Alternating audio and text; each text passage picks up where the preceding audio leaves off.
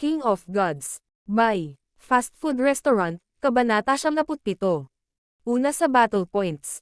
Broken Moon Clan. Ito ang angkan na dating kinaroroonan ni Lord Guanzhen at noong panahong iyon, isa lamang siyang panlabas na disipulo.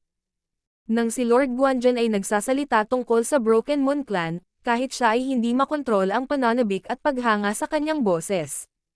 Mahirap isipin kung anong uri ng kapangyarihan ang nakatayo sa itaas ng hari.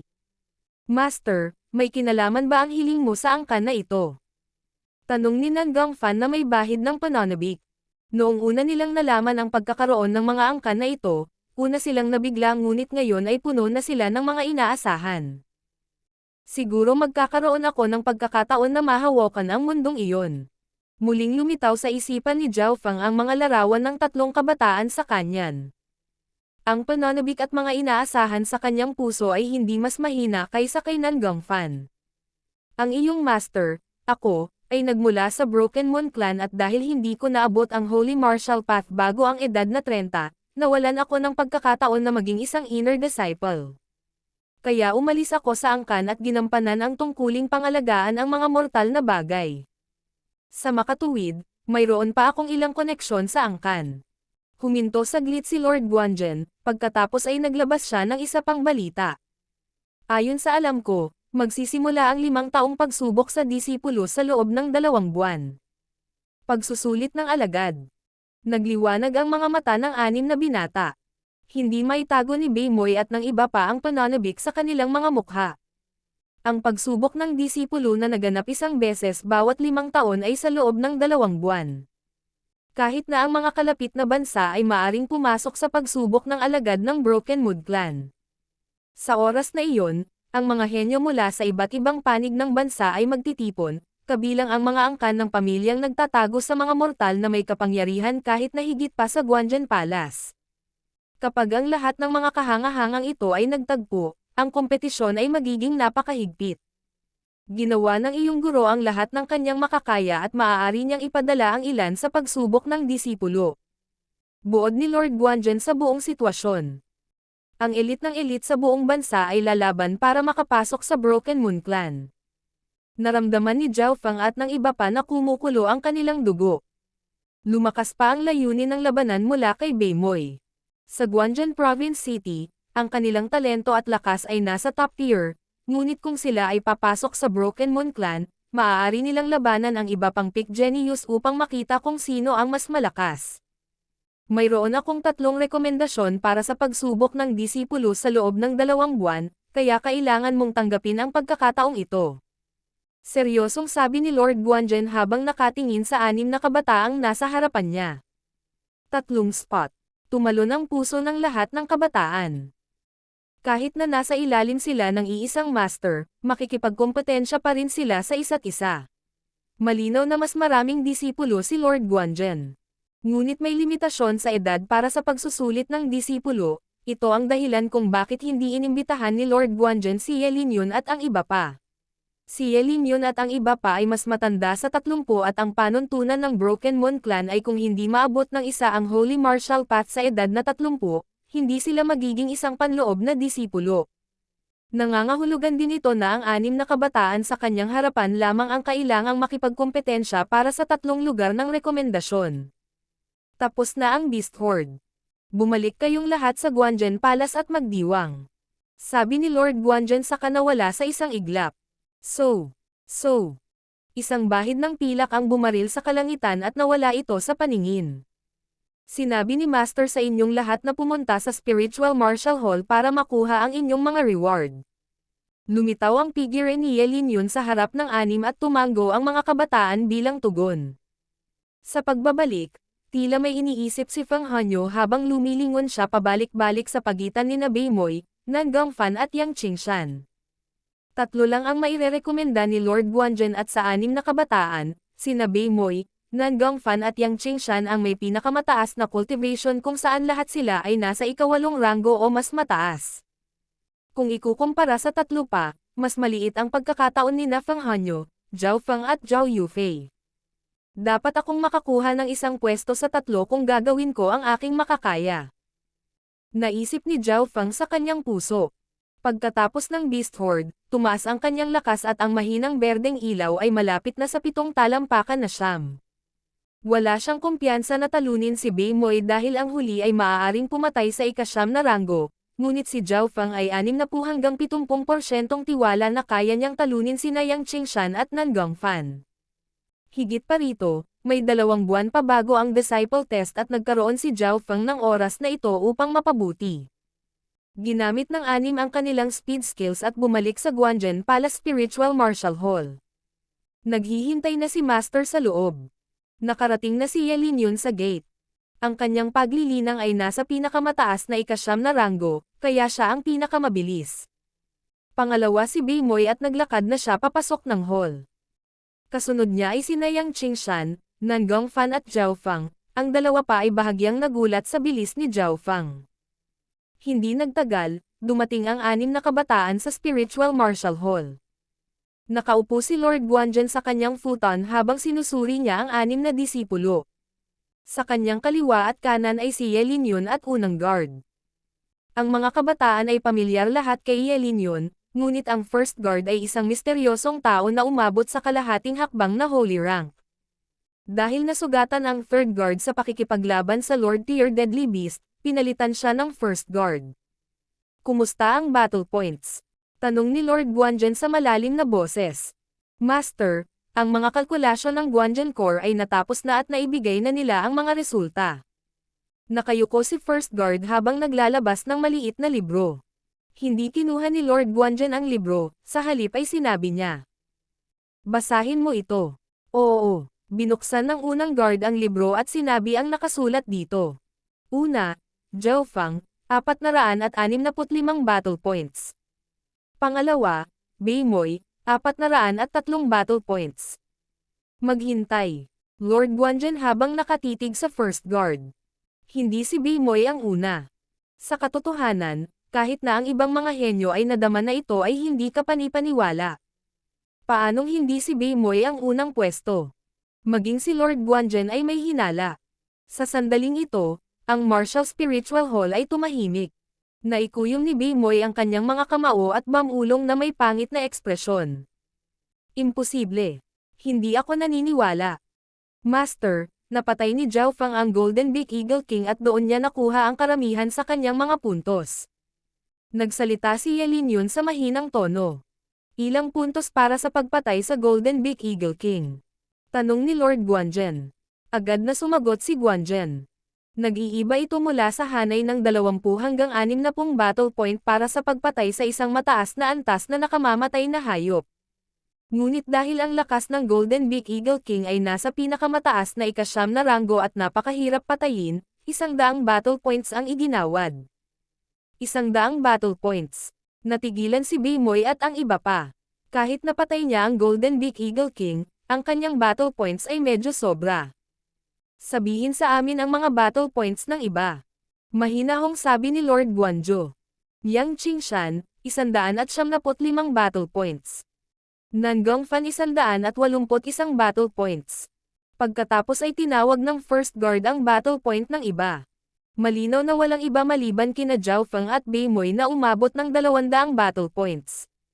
Ayon sa Loika, ang battle point ni Zhao Feng ay dapat na nasa 100 o higit pa. Kahit na nagawa niyang patayin ang Golden Big Eagle King at makakuha ng 100 battle point, nangangahulugan ito na nakatanggap siya ng 365 dagdag na battle point at lumampas kay Nan Gongfan at Yang Qingshan sa malayo. Imposible. Galit na umiling sina Nan Gongfan at Yang Qingshan. Malamig na tumawa si Beimoy, ngunit hindi siya nagsalita. Malinaw na naniniwala siya na ang kanyang master ay magbibigay ng tamang paghatol. Baka may problema. Tanong ni Lord Guanzhen na nakataas ang kilay. Sa ilalim ng mga normal na sitwasyon, hindi niya kinwestiyon ang Guanzhen Core, ngunit sa pagkakataong ito ay masyadong hindi inaasahan. Master, sigurado ako na ito ay tama at kahit na may problema, ito ay napakaliit. Walang pag-aalinlangan na sinabi ni First Guard saka nagpatuloy sa mga detalyadong kalkulasyon.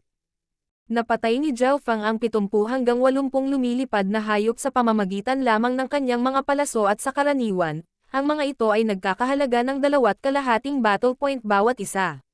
Mula dito lamang, mayroon na siyang 200 at binibilang ang Golden Beak Eagle King, ito ay magiging 300. Binasa ng unang guard. May mga tala kung saan nanggaling ang mga puntos. Oh, archery. Bahagyang nagulat si Lord Guanzhen nang muli siyang tumingin kay Zhao Fang. Sa katotohanan ito, si General Heng, ako at ang mga kalapit na mamamana ay makakapagtitiyak nito. Dagdag ni Yelin yun. Dapat walang problema dito. Si Lord Guanzhen ay hindi naghinala. Susunod, ito ay ang iba pang mga punto. Pagkatapos niyang barilin ang mga lumilipad na hayop, ginamit niya ang natitirang oras upang makakuha ng isa pang 160 o higit pang puntos. Kailangang malaman ng isa na sina Nan Gongfan at Yang Qingshan ay nakakuha lamang ng 180 o higit pa sa doble ng kanyang oras at ang dalawa ay may mas mataas na kultibasyon kaysa kay Zhao Fang. Hindi ako naniniwala. Umiling si Nan Gongfan, na nagpapakita ng kanyang mga hinala. Ang labanan ng konsensya ni Zhao Fang ay napakabuti at bawat pag-atake na gagawin niya ay magpapabagsak sa isang hayop.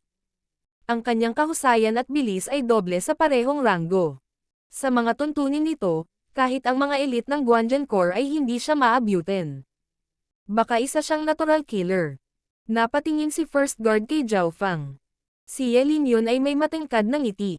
Noong huli, si Zhao Fang ay nakakuha rin ng unang pwesto sa kill mission at sa oras na iyon, siya ay nasa ika-6 na ranggo. Ngayon, naipaliwanag na ang pinagmulan ni Zhao Fang ng mga battle point. Wala nang pag-aalinlangan si Lord Guanzhen habang nakatingin kay Zhao Fang ng may papuri. Hindi ko akalain na magkakaroon ako ng isang kababalaghan na mahusay sa archery at malapit na labanan. Alam niya kung paano ang kanyang Guanzhen Corps, halos hindi sila magkakamali. Anong klaseng halimaw itong lalaking ito? Naikuyom ni Beimoy ang kanyang mga kamao, na nagpapakita ng kanyang ayaw. Bilang nag-iisang pangunahing disipulo ni Lord Guanzhen, paano siya matatalo sa isang panlabas na disipulo? Si Nan Gongfan, Yang Qingshan at Feng Hanyo ay tumingin kay Zhao Fang ng may gulat. Si Zhao Yufei lamang ang may ngiti sa kanyang mukha at hindi siya nagulat dito. Matapos nilang matanggap ang kanilang battle points, umalis ang 6 na henyo at iniwan sina Lord Guanzhen, First Guard at Yelin yun sa Spiritual Martial Hall. Ano pa ang kailangan mo? Tanong ni Lord Guanzhen. Huminga ng malalim ang First Guard. Master, ang totoong battle points ni Zhao Fang ay talagang 565 at hindi 465.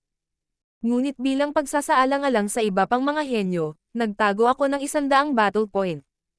King of Gods, Kabanata 78. Silver Air Barrier.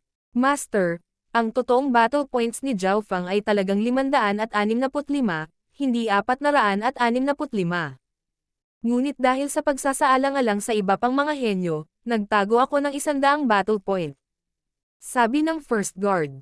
Totoo ba ito? Isang liwanag ang kumislap sa mga mata ni Lord Guanzhen habang nagpadala siya ng hindi makayanang panggigipit kay First Guard at Yelin yun. Oo, sinabi ng First Guard nang walang pag-aalinlangan. Si Brother Zhao Fang ay nakakuha ng higit pang mga puntos sa parehong archery at malapit na labanan. Sa loob ng boses ng First Guards, may bahagyang pait. Bilang isang quasi-holy martial artist, ang kanyang mga salita ay may malaking kahalagahan. Alam ng First Guard na kahit siya mismo ay hindi makakarating sa ganoong antas kung siya ay kapareho ng ranggo ni Zhao Fang. Master, sinabi ng disipulong ito na hindi mo pagsisisihan na kunin mo si Zhao Fang bilang iyong disipulo. Nakangiting sabi ni Yelin yun. Palagi siyang umaasa kay Zhao Fang at hindi siya binaygo ng huli.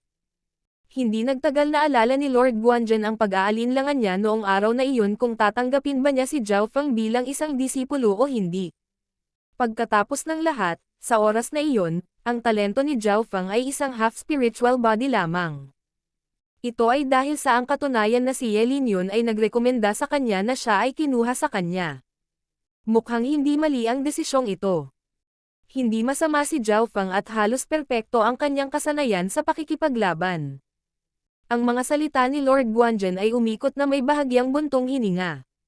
Sa kasamaang palad, siya ay isa lamang half-spiritual body na naghihigpit sa kanyang mga tagumpay sa hinaharap at hindi niya matutupad ang aking hiling. Malinaw na talagang mahusay ang pagganap ni Zhao Fang, ngunit hindi inisip ni Lord Guanzhen na magkakaroon siya ng magagandang tagumpay sa hinaharap. Para naman sa conclusion ni Lord Guanzhen, walang sinabi ang first guard na parang inaprubahan niya. Gustong sumagot ni Ye Lin yun ngunit walang masabi. Sa totoo lang, mahusay ang pagganap ni Zhao Fang, ngunit walang nakaisip na hihigit siya sa Beimoy. Pagkatapos umalis sa Spiritual Martial Hall, agad na tinungo ni Zhao Fang ang Treasury Hall. Ang iba pang mga disipulo, sina Nan Gongfan, Yang Qingshan, at Fang Hanyo, ay naiinggit at naiinggit. Ang ekspresyon ni Beimoy ay ang pinakamasama. Mula pa noong bata pa siya, sobrang galing na siya sa paningin ng ibang tao at walang nakakatalo sa kanya ng kahit sinong kaedad niya. Nung bumalik na siya sa village, ganito noon at noong lumipat siya sa syudad, ganito rin. Ngunit mula nang makilala niya si Zhao Fang, paulit-ulit na nasira ang tala na ito. Zhao Fang, hindi ka simple. Kung mayroon kang lakas ng loob, pumunta tayo sa clan at doon tayo mag-sparring. Isang pambihirang pulang ilaw ang lumitaw sa walang ekspresyong mga mata ni Beimoy. May hinahamon ba si Beimoy? Bahagyang natigilan si Nan Gongfan at Yang Qingshan. Hindi pa nila nakitang hinamon ni Beimoy ang isang tao dahil lahat ng mga kaedad niya ay napag-iwanan at hindi maaaring takutin siya. Oo naman. Agad na sumagot si Zhao Fang na may tame time na ekspresyon. Sa totoo lang, nakaramdam siya ng matinding pressure sa isang sobrang galing na gaya ni Beimoy. Ngunit ito rin ay isang magandang bagay, magagamit niya ito upang mag-apoy sa kanyang potensyal. Sa kanyang mga battle point, makakakuha siya ng maraming martial arts, resources, pills, at armas. Ano ang dapat kong makuha sa mga punto ng labanan? Nag-isip ng malalim si Zhao Fang. Sining sa pagtatanggol. Naramdaman ni Zhao Fang na hindi na niya kailangan dahil mayroon na siyang metal wall technique at returning breath technique, ang isa ay isang holy martial art habang ang isa ay malapit sa isang holy martial art. Ang iba tulad ng lightly floating fairy at smoking transparent step ay maaaring maabot ang antas ng holy martial art sa pamamagitan ng pagsasama-sama ng mga ito sa flowing wind stance. Parang ang lowest tier skill niya ay Starfinger. Ang Starfinger ay isang peak martial art at maaari itong iuri bilang half-holy martial art. Gamit ito sa tornado stance, malalampasan nito ang normal na half-holy martial arts. Kung sanayin ko ito sa ikapitong antas, matatalo pa nito ang holy martial arts dahil napakahirap na sanayin ang holy martial arts sa isang mataas na antas. Pagsusuri ni Zhao Fang. Sa wakas ay nagpasya siyang huwag nang kumuha ng isa pang nakakasakit na kasanayan. Sa kanyang battle points, half-holy martial arts lang ang makukuha niya at hindi holy martial arts. Katulad nito, nagpasya si Zhao Fang na huwag kumuha ng anumang martial arts. Ang kanyang focus ay sa mga table task at mapagkukunan. Sa kanyang mga kasanayan, ang Silver Wall Technique ang pinakamataas na antas at ito ang pundasyon ng siyam na hanay ng martial path. Naalala ni Zhao Fang ang napag-usapan nina Lord Guanzhen at Ye Lin yun.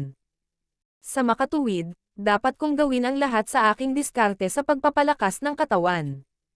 Isang liwanag ang kumislap sa mga mata ni Zhao Fang habang siya ay nagpasya. Agad siyang pumasok sa Thousand Medicine Pavilion sa loob ng Treasury Hall. Ang kanyang layunin ay ang mga mapagkukunan na maaaring makatulong sa kanyang diskarte sa pagpapalakas ng katawan.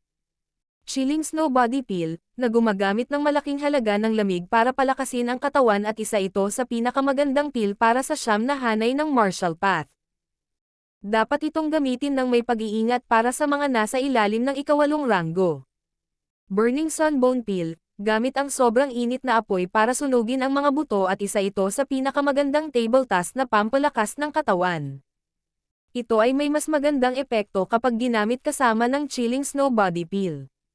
Golden Body Strengthening Powder, ang hari ng mga mapagkukunan ng pagpapalakas ng katawan, ay isang napakagulo at nangingibabaw na pulbos. Ito ay may 50% na rate ng posibilidad na mapilayan ang isang cultivator sa ikawalong ranggo. Hindi nagtagal, natagpuan ni Zhao Fang ang tatlong pinakamahusay na pinakamataas na antas na table task. Ang Chilling Snow Body Peel ay nagkakahalaga sa kanya ng 120 battle points. Ang Burning Sunbone Peel ay nagkakahalaga sa kanya ng 119 na battle points. Ang Golden Body Strength Eneng Powder ay nagkakahalaga sa kanya ng 167 battle points. Ang 3 lang ang nagdulot sa kanya ng mahigit 400 battle points. Kailangang malaman ng isa na ang pinakamataas na ranggo na martial art ay nagkakahalaga lamang ng 10 puntos at ang half-holy martial art ay nagkakahalaga ng 50 battle points. Para sa mga natitirang battle point, bumili si Zhao Feng ng ilang lower-class body strength eneng resources. Kahit noon pa man, ang mga resources na ito ay mas mahusay kaysa sa body strength eneng powder na binili niya sa Medicine Pavilion. Sa parehong araw, ginugol ni Zhao Feng ang lahat ng kanyang battle point. Ang ilang daang battle point ay ipinagpalit sa mahigit kalahati ng mahalagang stock para sa mga mapagkukunang pampalakas ng katawan. Sa Guanzhen Palace, hindi lahat ay makakakuha ng battle points at kahit na kaya nila, may limitasyon kung magkano ang maaaring palitan. Ngunit bilang disipulo ni Lord Guanzhen, maaari siyang makakuha ng mas maraming item para sa parehong dami ng mga battle point. Halimbawa, kung gusto ng ibang tao ng chilling snow body peel, kailangan nila ng 170 battle point ngunit kailangan lang niya ng 120. At kahit na kung sapat na sila, maaaring wala silang status para ipagpalit ito. Pagkatapos umalis sa Treasury Hall, bumalik si Zhao Feng sa kanyang lugar at nagsimulang magtanim. Para sa susunod na buwan, nakatuon lang siya sa Silver Wall Technique. Sa unang 7 araw, ginamit niya ang lower-class body strength eneng resources na tugma sa mga cultivator na nasa ika-7 ranggo o mas mataas. Ang mga table tasks at gamot na nakuha niya ay magkaiba ayon sa kanilang kalikasan. Halimbawa, ang chilling snow body peel ay malamig ang kalikasan, samantalang ang burning sunbone peel ay likas na sunog at ang golden body strength eneng powder ay metal. Sa makatuwid, tiniyak niya na ang mga table tasks ng parehong elemento ay hindi nagamit kaagad sa isa't isa dahil ang kanyang katawan ay magsisimulang magkaroon ng pagtutol laban dito. Makalipas ang 7 araw, ang Silver Wall Technique ni Zhao Feng ay umabot sa ika-7 antas, ngunit naubos din nito ang lahat ng kanyang mas mababang uri na mapagkukunan. Maaari kong sugpuin ang karamihan sa mga cultivator ng ika-7 ranggo sa pamamagitan lamang ng aking katawan. Ramdam ni Zhao Feng ang lakas ng pagsabog na nagtatago sa loob ng kanyang mga braso. Ang bawat suntok ay maaaring agad na pumatay ng sinuman sa ilalim ng ika-7 ranggo. Ngayon si Zhao Feng ay mayroon na lamang chilling snow body peel, isang burning sunbone pills at golden strength eneng powder na natitira. Ayon sa kanyang binalak, inubos muna niya ang chilling snow body peel. Pagkatapos nitong kainin, isang napakalamig na aura ang kumalat sa kanyang katawan. Pagkaraan ng 3 araw at 3 gabi, ang kanyang katawan ay nagyelo, ang panganib ay hindi maisip. Hindi nakakagulat na sinabi nito na ang mga cultivator sa ika-8 ranggo ay kailangang maging maingat kapag ginagamit ito. Pagkatapos lamang ng 3 araw at 3 gabi ay nalutas ni Zhao Feng ang sitwasyon. Bago pa man maabsorb ang lahat ng enerhiya, agad na kinain ni Zhao Feng ang burning sunbone peel. Ang dalawa ay yelo at apoy at kahit na ito ay lubhang masakit, ang mga epekto ay mas mahusay. Inilipat ni Zhao Feng ang kanyang Silver Wall Technique at Returning Breath Technique para makuha ang magulong enerhiya. Pay! Pay! Pay! Ang kanyang kaliwang mata ay naglabas ng sajetsit ng init na kumalat sa kanyang buong katawan. Matapos ang pagsasama ng misteryosong kaliwang mata, ang kanyang potensyal at kahusayan sa pagsipsip ng enerhiya ay tumaas. Makalipas ang 8 araw, ang mga tabletang yelo at apoy ay hinigop. Nagpakawala ng hininga si Zhao Feng nang tumayo siya. Habang ginagawa niya iyon, naramdaman niyang tumitigas ang kanyang mga buto at balat. Ang katawan ay unang pinalakas mula sa labas, pagkatapos ay sa loob kung saan ang kanyang atay. Kung mas malakas ang kanyang atay, mas magagamit niya ang kanyang inner strength. Ang katawan ang pundasyon, kahit na hindi ako nag-focus sa returning breath technique, nararamdaman ko pa rin ang pagtaas ng aking cultivation. Napaisip si Zhao Feng. Sa sandaling ito, ang kanyang cultivation ay umabot na sa peak 7th rank at kalahating hakbang na lang ang layo niya mula sa ika-8. Kasabay nito, ang kanyang Silver Wall Technique ay umabot na rin sa peak 7th level. Matapos maabot ng Silver Wall Technique ang ika-7 antas, ang kanyang mga organo ay napalakas at sa makatuwid, higit pa sa kanyang potensyal ang nailabas. Ha! Bulalas ni Zhao Feng habang pinagsama ang kanyang returning breath inner strength sa kanyang silver wall technique. Weng! Isang malabong pilak na layer ng liwanag ang biglang lumitaw, na nagbigay ng malalim na aura. Ang silver air barrier ay nabuo na. King of Gods, Kabanata 79. Banquet. Ang silver air barrier ay isang hakbang na lumikha ng isang defensive barrier sa paligid ng katawan at ito ay lubos na epektibo laban sa isang malaking bilang ng mga tao. Malinaw, ang silver air barrier ay may kahinaan din at iyon ang ginugol na enerhiya. Karamihan sa mga cultivator ng ikapitong ranggo ay gagamit lamang ng silver air barrier sa isang kritikal na sandali dahil maaari lamang itong tumagal ng 10-10 paghinga. Ngunit dahil nasa peak na ikapitong ranggo at nas-anay na ang returning breath technique, masusuportahan ito ni Zhao Feng ng 2 beses sa tagal ng panahon. Naabot na ng silver wall technique ang peak 7th level, kaya kung hamanin ang ika-8 rank gamit lang ang aking mga kalamnan. Kung gagamitin ko ang silver air barrier, kahit na ang ika-9 na ranggo ay hindi ako makakasakit sa loob ng maikling panahon. Sinuri ni Zhao Feng ang kanyang lakas. Sa ilalim ng ika-9 na ranggo, sa pangkalahatan ay walang sino man ang kanyang makakapareha maliban kung sila ay nasa parehong antas ni Beimoy, na nagsanay ng ilang holy martial arts sa isang mataas na antas. Sa mga susunod na araw, inilipat ni Zhao Feng ang kanyang silver wall technique para ganap na masipsip ang huling natitirang piraso ng gamot sa kanyang katawan. Makalipas ang 4 hanggang 5 araw. Ang natitirang enerhiya ay naabsorb ng silver wall technique at kalahating hakbang lang ang layo nito mula sa ika-8 antas. Kung gagamitin ko ang golden body strength eneng powder ngayon, ang silver wall technique ay maaaring umabot sa ika-8 antas hanggat dinadala ko ang magulong enerhiya. Lumiwanag ang liwanag sa mga mata ni Zhao Feng. Matapos mag-isip ng mahabang panahon, nagpasya siyang huwag gawin ito. Una, ang golden body strength eneng technique ay masyadong magulo, kalahati ng mga cultivator ng ika-8 ranggo na gumamit nito ay baldado. Ang enerhiyang nasa loob ay kalahating antas na mas mataas kaysa sa chilling snow body peel at sa burning sunbone peel. Pangalawa, ang pagpapatuloy ng paggamit ng mga mapagkukunan ay nangangahulugan na ang kanyang katawan ay magsisimulang labanan ang paggamit ng mga table tasks at hindi makamit ang pinakamahusay na epekto. Sa makatuwid, nagpasya si Zhao Feng na dahan-daang linangin ang kanyang sarili sa halip na gumamit ng golden body strength eneng powder. Sa mga sumunod na araw, nakatuon siya sa paglilinang ng silver wall technique at kasabay nito, sinubukan niyang makakuha ng pangunawa mula sa 4 wind stances at sa mysterious wind palm sa dimensyon ng kanyang kaliwang mata. Pagkatapos ng Beast Horde, ang potensyal ni Zhao Feng ay muling nadagdagan at pareho ang kanyang 4 wind stances at ang mysterious wind palm ay nagkaroon ng malalaking pagpapabuti. Sa paglipas ng panahon, ganap na natutunan ni Zhao Feng ang tornado stance. Ang tornado stance ay maaaring tumaas ang kapangyarihan at lugar ng isang pag-atake. Pinagsama ni Zhao Feng ang tornado stance sa Star Finger na ginawang maihahambing ang huli sa isang holy martial art. Kung nagawa niyang pagsamahin ang tornado stance sa mysterious wind palm, baka ang kapangyarihan nito ay higit pa sa normal na holy martial arts. Susunod, sinimulan ni Zhao Feng na tingnan ang pangatlong galaw ng 4 wind stance, ang partial wind stance. Ang partial wind stance ay isang nakakasakit na kasanayan, na hindi mahirap o madaling matutunan. Sa araw na ito, ang pag-unawa ni Zhao Feng sa partial wind stance sa wakas ay umabot sa bottleneck sa 30 hanggang 40%. Napapikit si Zhao Feng, dumaan sa kanyang holy martial arts. Ang mysterious wind palm ay karaniwang ganap na nakahilig. Sa 4 na wind stances, ang unang 3 ay natutunan.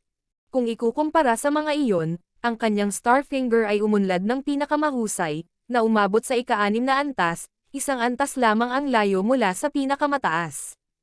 May 1 buwan pa bago ang pagsusulit sa pasukan ng clan, ngunit ang aking silver wall technique ay hindi pa rin umabot sa ika-8 antas. Bulong ni Zhao Feng sa sarili. Sa ngayon, pangunahing nakatuon siya sa kanyang katawan sa halip na kultibasyon. Hanggat matibay ang kanyang pundasyon, tataas pa rin ang kanyang cultivation kaya hindi na siya nag-focus sa pagpapabuti ng kanyang cultivation o kung hindi, naabot na niya ang ika-8 ranggo. Ngunit ang problema ay, Ang mga huling yugto ng mga diskarte sa pagpapalakas ng katawan ay mas mahirap at mas matagal ang panahon upang mapabuti. Nagpakawala ng hininga si Zhao Feng at lumabas sa kanyang pwesto para makalanghap ng sariwang hangin at makapagpahinga. Ito ay hindi mahusay na magpatuloy sa paglilinang, kung minsan ang pagpapahinga ay nakatulong sa mga bottleneck. Young Master Zhao, ilang araw na ang nakalipas, nagpadala si Young Master Beimoy ng imbitasyon sa iyo para sumali ka sa handaan. Magalang na sabi ng isang katulong. Beimoy. Banquet. Medyo kakaiba ang pakiramdam ni Zhao Feng, bakit nagkaroon ng handaan?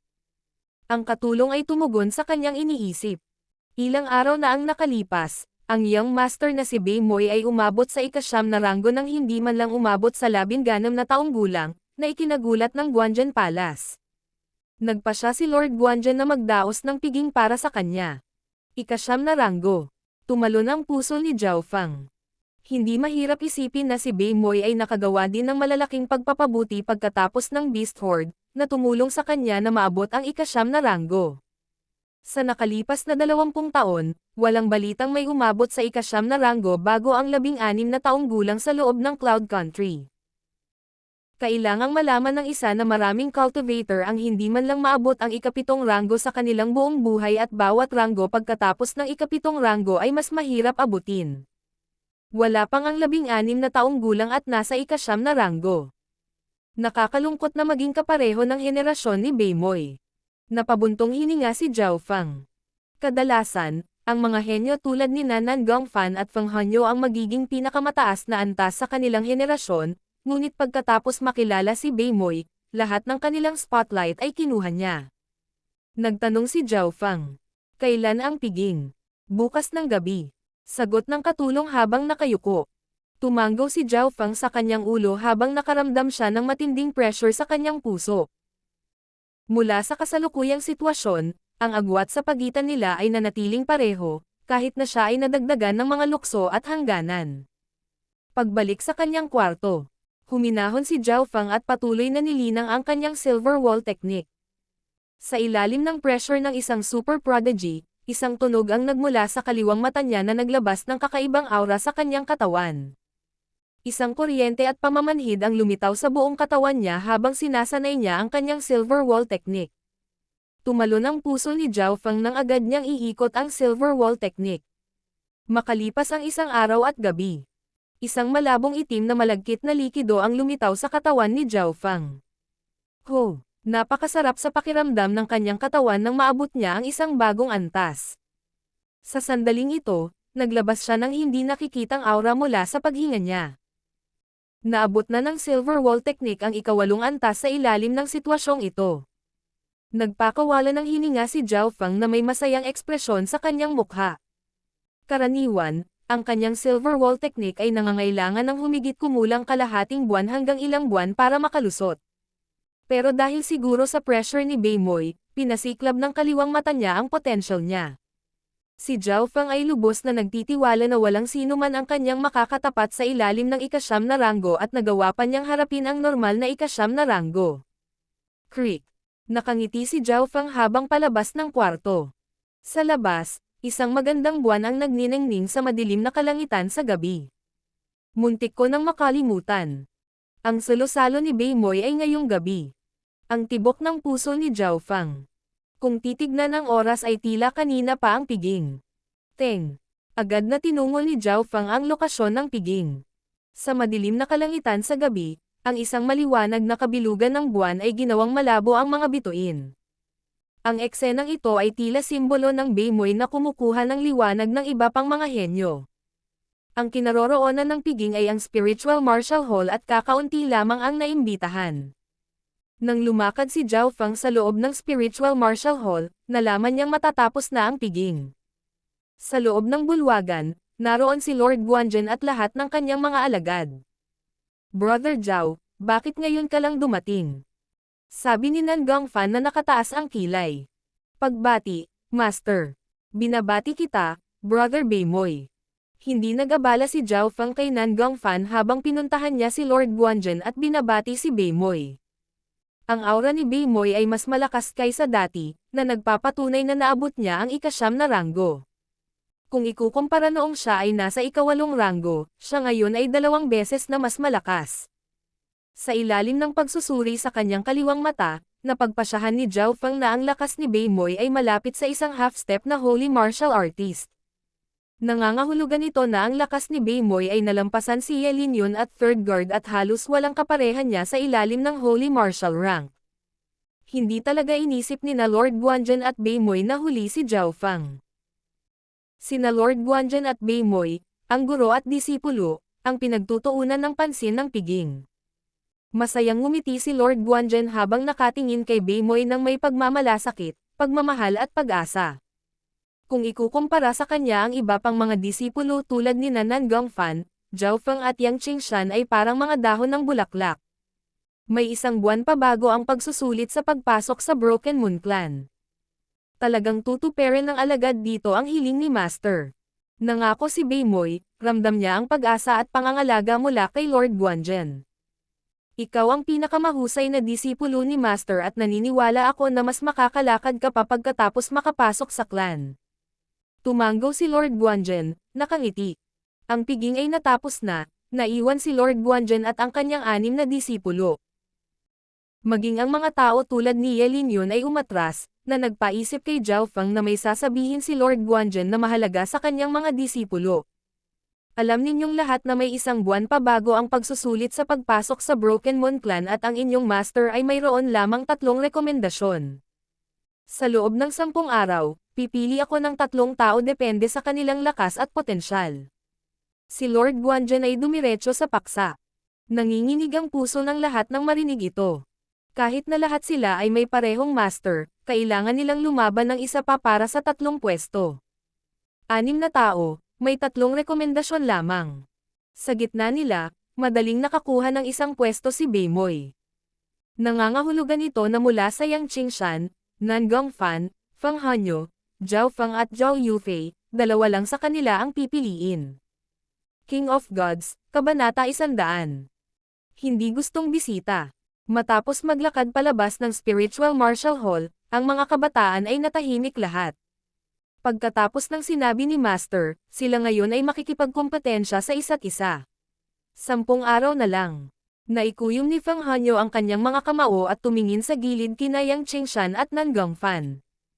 Si Nan Gongfan at Yang Qingshan ay parehong nasa huling yugto ng ika-8 ranggo at kung walang anumang aksidente, ang 2 pang rekomendasyon ay mapupunta sa kanila. Sa kabilang banda, sina Feng Hanyo, Zhao Feng at Zhao Yufei ay nasa tuktok ng ika-7 ranggo. Si Zhao Feng ay lubos na kalmado, siya ay may lubos na kumpiyansa na siya ay maaaring kumuha ng 1 pwesto ngunit siya ay nag-aalala para kay Zhao Yufei. Sa tabi niya, malungkot na tumingin sa kanya si Zhao Yufei, na nagpapatunay sa pag-iisip ni Zhao Feng ng kanyang pagsuko. Sa pamamagitan ng kanyang kaliwang mata, tinansya niya ang lakas ni Zhao Yufei at wala siyang masyadong pagkakataon. Zhao Feng, naaalala mo ba ang hamon ko? Aayusin natin ito sa clan. Siyempre, iyon ay kung makakapasok ka. Mapaglarong tumingin si Beimoy kay Zhao Feng. Malinaw na hindi niya naisip na maayos ang kalagayan ni Zhao Feng sa kasalukuyang sitwasyon. Una, ang talento at cultivation ni Zhao Feng ay mas mababa kaysa kina Yang Qingshan at Nan Gongfan. Pangalawa, isa pang problema kung makapasa siya sa pagsusulit na may half-spiritual body. Sa makatuwid, ang aktwal na pagkakataon ng 2 na magkaayos ay medyo mababa. Magkakaroon ng araw na iyon. Kumpiyansa ang boses ni Zhao Feng habang lumalayo siya at iniwan sina Nan Gongfan at Yang Qingshan. Saan nanggagaling ang kumpiyansa? Anong klaseng pakulo ang mayroon siya para kunin ang mga pwesto natin? Nanunuya si Nan Gongfan. Si Yang Qingshan, sa kabilang banda ay may tame-time na ekspresyon habang nakatingin sa likod ni Zhao Feng. Agad na nagsimulang magtanim ang 6 na kabataan sa ikalawang pag-uwi nila. Sa huling 10 araw, lahat sina Feng Hanyo, Zhao Feng at Zhao Yufei ay gumagamit ng oras na magagamit upang subukan at makapasok. Sina Yang Qingshan at Nan Gongfan ay hindi nang ahas na maging sobrang kumpiyansa, kaya pareho silang pinagsama at sinubukang dagdagan ang kanilang lakas. Ang pinaka-relax ay si Beimoy. Wala man lang siyang pressure, halos siguradong makapasok siya sa clan pero kahit na 2 araw lang siya nakapagpahinga. Pagkatapos ng lahat, si Lord Guanzhen ang personal na nagturo sa kanya na isang paggamot na sina Zhao Feng at Ko, hindi matatanggap. Sa makatuwid, sa huling 10 araw, ang 6 na henyo ay lahat ay nagkaroon ng ilang mga tagumpay sa ilalim ng presyon. Sa ika-5 araw, naabot ni Zhao Feng ang ika-8 ranggo. Hindi man lang niya sinubukang pataasin ang kanyang cultivation, dahil ang pangunahing focus niya ay silver wall technique pa rin. Sa ika-7 araw, sina Feng Hanyo at Zhao Yufei ay parehong umabot sa ika-8 ranggo. Lumipas ang 10 araw sa isang kisap mata. Sa umaga ng ika-10 araw, bumalik ang 6 na kabataan sa Spiritual Martial Hall. Si Lord Guanzhen habang nasa likod ang kanyang mga kamay at sa magkabilang gilid ay nakatayo si Ye Linyun at ang isang armadong third guard. Nakahilera ang 6 na kabataan kasama si Bei Moy sa harapan, naghihintay sa kanilang guro. Hindi masama. Sinuri ni Lord Guanzhen ang 6 na kabataan at tinanggo ang kanyang ulo bilang kasiyahan. Lahat sila ay umabot sa ika-8 ranggo kasama si Bei Moy sa 9th. Masasabing sino man sa 6 ang maaaring mangibabaw sa isang buong maliit na lungsod. Master, nakumpirma mo na ba ang 3 rekomendasyon? Umaasang sabi ni Ye Linyun. Oo, nagpasya akong ibigay ang 3 pwesto kina Bei Moy, Yang Qingshan at Nan Gongfan. Malalim na sabi ni Lord Guanzhen. Nang marinig ito, ang mga ekspresyon ni Feng Hanyo, Zhao Feng at Zhao Yufei ay nagbago habang ang kaligayahan ay lumitaw sa mga fan ni Yang Qingshan at Nan Gong. Medyo nagulat si Zhao Feng, hindi niya akalain na gagawin ng kanilang master ang desisyong ito ng ganoon kadali. Una niyang naisip na mag-sparring sila sa isa't isa saka pumili ng pinakamalakas na 3. Guro, hindi mo ba bibigyan ng pagkakataon ang 3 pa? Natigilan si Ye Linyun. Tumaas din ang kilay ni third guard na nawalan ng braso. Parang hindi ito ang karaniwang kilos ni Master. Bahagyang ngumiti si Lord Guanzhen ngunit biglang nagbago ang kanyang ekspresyon nang magsasalita na sana siya. Sino? Bulalas ni Lord Guanzhen habang umaalingaw-ngaw ang kanyang boses sa bulwagan. Kasabay nito, dama po ang kanyang paningin sa isang hardin malapit sa Spiritual Martial Hall. Hihihi. Tio Shu, matagal nang hindi nagkikita. Isang tawa ang lumitaw mula sa hardin. Shua. Isang kabataang nakasuot ng itim na guhitan ang dumaong sa parang tulad ng tutubi. Ang gwapo kong kabataang ito ay nasa 27 hanggang 28 taong gulang at may kakaibang aura. Labis siyang kumpiyansa habang nakangiting nakatingin kina Lord Guanzhen at Bei Moy. Nang magkasalubong ang kanilang mga tanawin, nanginginig ang anyo ni Lord Guanzhen na para bang may pinag-iingat siya. Ang damit sa kanya. Tinitigan ni Zhao Feng ang mga damit ng misteryosong kabataan. Isa itong itim na striped shirt na parang pamilyar. Hindi nagtagal ay lumitaw ang mga larawan ng 3 kabataan sa kanyan. Ang suot nitong kabataang kaharap niya ay kapareho ng 3 noong araw na iyon. Sino ang nangahas na lumampas sa mahalagang bakuran ng Guanzhen Palace? Bulalas ni Ye Linyun habang lumalakas ang kanyang inner strength. Seng seng. Kasabay nito, ang iba pang 3 Guanwan Core na naroroon, kabilang ang third guard ay huminto sa misteryosong kabataan. Tumigil ka. Ang apurahang boses ni Lord Guanzhen ay narinig sa mga tainga ni Ye Linyun at kasamahan. Third guard, na akmang gagawa ng kanyang hakbang ay tumigil ngunit ang iba pang 2 Guanzhen Core ay hindi nakahinto sa oras habang ang kanilang mga pag-atake ay damapo sa misteryosong kabataan. Tuk. Tuk. Isang malamig na kislap ng liwanag sa matalim ng isang hubog na buwan ang dumaan sa 2 Guanzhen Core. Woo! Isang bukal ng dugo ang lumitaw sa 2 Guanzhen Core na halos nasa ika-9 na ranggo. Sa isang kisap mata, 2 Guanzhen Core ang namatay. Hindi man lang nakita ni Ye Linyun, Bei Moy at ng iba pa kung paano kumilos ang kabataan. Dahil hindi nabuksan ni Zhao Feng ang kanyang kaliwang mata sa oras, isang blur lang ang kanyang nakita. Ika-13 guard. Ika-14 na guard. Tinitigan ng isang armadong third guard ang mga bangkay ng 2 pa. Nakahinga ng maluwag ang mga taong naruroon habang nakatitig sa misteryosong binata. Tumayo ka, sigaw ni Lord Guanzhen at sumenyas na umatras sila. Si Bei Moy at ang iba pa ay umalis ng field nang walang pag-aalinlangan na naiwan lamang si Lord Guanzhen at ang misteryosong kabataan. Napabuntong hininga ang lahat habang pinagmamasdan ang gwapong binata. Sino siya? Bakit mag-iingat si Master sa kanya? Bumangon ang mga hinala sa puso ng anim na kabataan. Si Zhao Feng lamang ang nakaintindi sa isang tiyak na antas. Pamangkin Quan Chen, ano ang kahulugan nito? Galit na tinitigan ni Lord Guanzhen ang kabataang nasa harapan niya. Pumunta ako dito sa pagkakataong ito upang batiin si Uncle Shuran at subukan ang isang henyo na kinuha mo sa ilalim ng iyong pakpak. Casual na sabi ni Quan Chen. Mula sa simula hanggang ngayon, siya ay walang pakialam. Tio Shuran. Sa wakas ay nalaman na ni Zhao Feng ang tunay na pangalan ni Lord Guanzhen. Salamat sa pag-aalaga niya. Ako ang outer supervisor ng Mortal World. Kailan nagkaroon ng anumang karapatan ang iyong master na pangasiwaan ang aking negosyo? Ngumisi si Lord Guanzhen.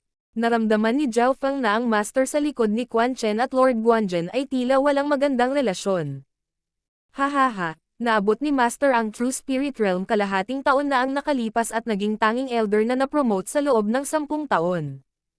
Nasa ilalim ako ng utos mula sa kanya na tingnan ang lugar na ito, may problema ba? Napangiti si Quan Chen. True Spirit Realm. Tumalon ang puso ni Lord Guanzhen. Paano niya narating ang True Spirit Realm nang napakabilis? Sa puntong ito, walang masabi si Lord Guanzhen, na parang hindi niya matanggap ang katotohanan ito. Ikaw ay tinatawag na Beimoy. Lumingon si Quan Chen kay Beimoy na may interes. Shua. Isang lagaslas lang ng hangin ang naramdaman ni Beimoy at bago pa niya magawa ang isang bagay ay may isang kamay na humawak sa kanyang balikat. Bitawan mo ako. Pulang-pula ang mukha ni Beimoy habang sinusubukan niyang magpumiglas, ngunit nalaman niya na ang inner strength na nasa loob niya ay selyado na. Tumigil ka. Agad na lumipad si Lord Guanzhen at isang matalim na pilak na glow ang lumitaw sa kanyang mga braso. Shook. Ang buong kapangyarihan ng isang holy martial artist ay lumipad kay Quan Chen. Ngumiti si Quan Chen at binitawan niya si Beimoy nang may lumitaw na simbolo ng malamig na buwan sa kanyang mga kamay na sumalungat sa galaw ni Lord Guanzhen. Ziz. Ang natitirang enerhiya ay winalis ang lahat ng nasa malapit at nawasak ang gusali sa isang iglap. Lumitaw ang isang malaking butas kung saan nagpalitan ng galaw ang dalawa. Shua. Shua. Lumipad sa ere ang dalawang figure at nagpalitan ng napakabilis na suntok. Pang! Boom! Bam! Naramdaman lang ng mga cultivator sa malapit ang mga figure na nag-teleport sa hangin at kahit saan sila magpunta ay may lalabas na napakalakas na tunog. Ito ba ay labanan sa pagitan ng mga holy martial artists? Sa kaliwang mata ni Zhao Feng, nakikita niya ang proseso ng pag-aaway ng dalawa at nagpabalik-balik siya upang matiyak na hindi siya tatamaan ng natitirang enerhiya. Sa isang tiyak na sandali, isang napakalakas na kalabog ang lumitaw habang ang dalawang figure ay lumapag pabalik sa lupa. Tito, mukhang hindi bumuti ang paglilinang mo sa ilang taon na hindi tayo nagkikita. Bumagsak si Quan Chen sa lupa habang nasa likod ang kanyang mga kamay na may nakakasilaw ng ngiti. Ikaw. Nagawa ni Lord Guanzhen na sabihin nang may lumabas na bahid ng dugo sa kanyang bibig.